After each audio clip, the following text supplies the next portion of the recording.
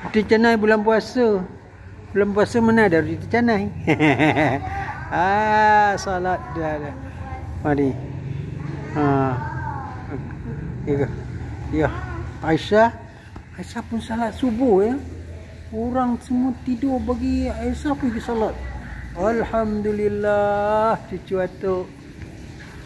Happy cucu atuk. Ui. Ha? Cucu atuk sihat. Tak semangat.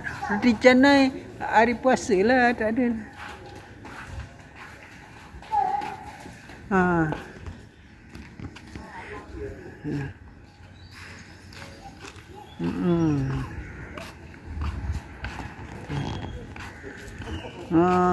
Senantiasalah bersemangat waktu subuh cucu-cucu. Generasi penerus. Oh, nak beli roti canai Aisyah ke? Tak apalah. Mana kita tu?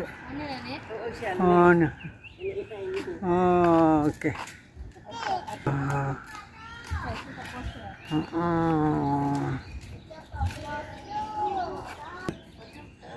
Okey.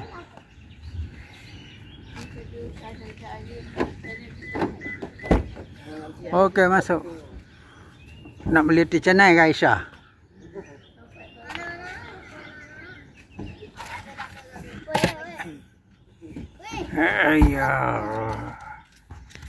Ni ada dapat duit berapa?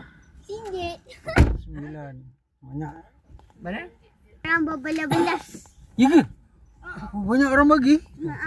Seronok lah. Bahagia. Bini Pak Lado lagi tak? Oh iya. Orang 15. Alhamdulillah.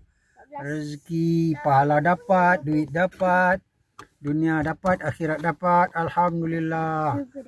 Surga dapat. Amin. Semoga berkekalan hendaknya untuk generasi penerus. InsyaAllah. Istighfar. Istiqamah. Assalamualaikum warahmatullahi wabarakatuh. Sekarang kita balik lagi.